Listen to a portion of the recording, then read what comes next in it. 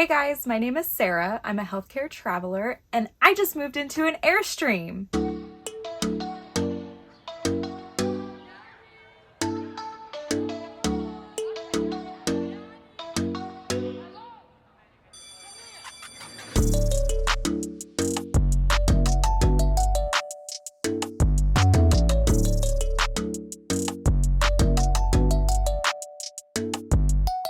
For those of you who didn't watch my last video, I just drove up from California to Oregon to pick up my Airstream and then back down to California. Owning an Airstream is not all rainbows and sunshine and butterflies all the time, let me tell ya.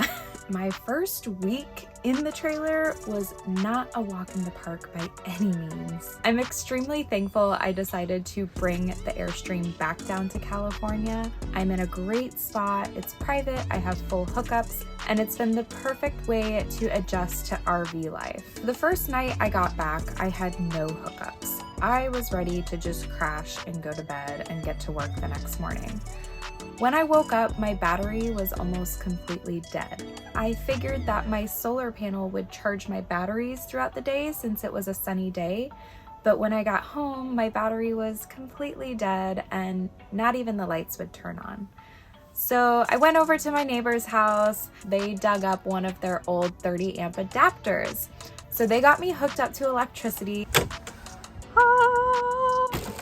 I still have not done the research on why my solar panel didn't charge my battery that day. I've been hooked up to electric since, so I haven't been super worried about it. But now that I've got my groove, it's really time to crack down on that research and figure out how the solar system works in this trailer. So if you guys have any good resources or articles for me to read on that, please let me know. I would love it. The next morning, I decided to take an army shower since I still wasn't hooked up to water. And that's when I learned that a tankless water heater and an army shower are not the best combination. As soon as I get the water heated up, rinse off, turn it off, turn it back on, there's no hot water. It's back to square one. It's very cold, takes a long time to heat back up. I'm considering getting it changed because I really want to do a lot of boondocking and I really don't want to take cold showers. My only solution so far was to buy a shower head that conserves water. There could be a very simple solution that I'm just oblivious to.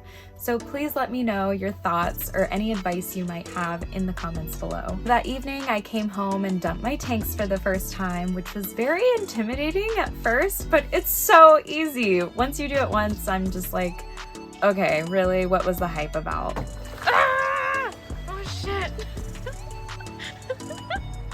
Literally. I'm glad it's dark and I can't see what's going through that clear piece. I'm very lucky that I have a dump station right next to my trailer, so I don't have to move it at all. I'm actually super spoiled where I'm at right now, so I'm gonna have to get used to conserving my tanks a lot more when I have to actually move my trailer to a dump station. The next day I attempted taking another army shower. I was totally over it, so when I got home from work, I decided to hook up to the water spigot that's attached to the tiny house.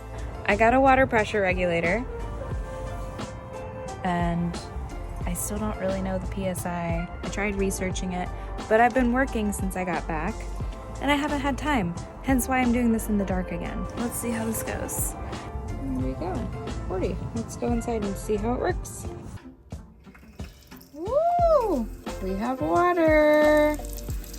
Okay, I'm gonna leave that and go check the pressure. Nice. Success. After that, I was hooked up to water, sewer, and electric, and now I've been totally glamping and living in full hookup life ever since. The morning after I got hooked up to water, I noticed a huge puddle next to my trailer, which was super concerning because I thought I burst a pipe or something.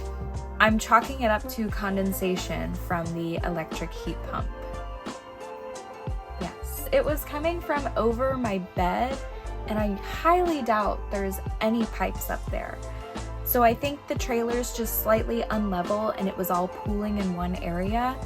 But I was scared. I think everything's kind of scary for me right now because I'm so new to all of this and I don't want to break anything or burst any pipes.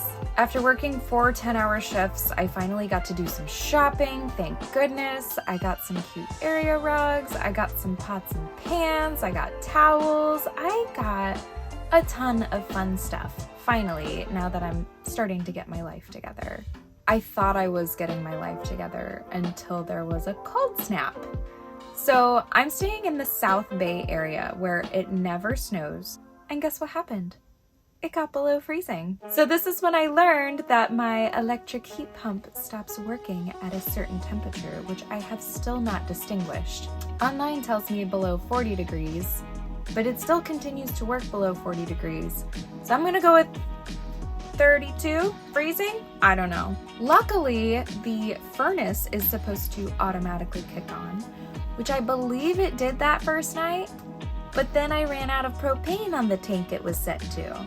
So that was fun. I was literally freezing my butt off. Yeah.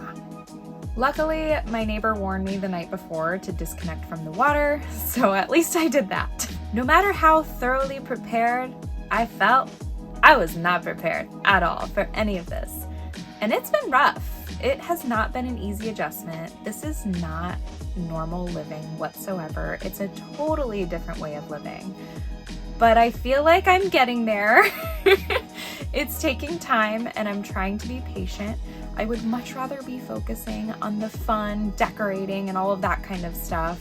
But right now, I've just been having to focus on the functionality of this place and learning how to get my groove. I just have to accept the fact that it's something new every day. Like last night, I tripped my breaker for the first time. That was fun. But guess what? I figured it out. It's all a learning process. Ooh, that felt good.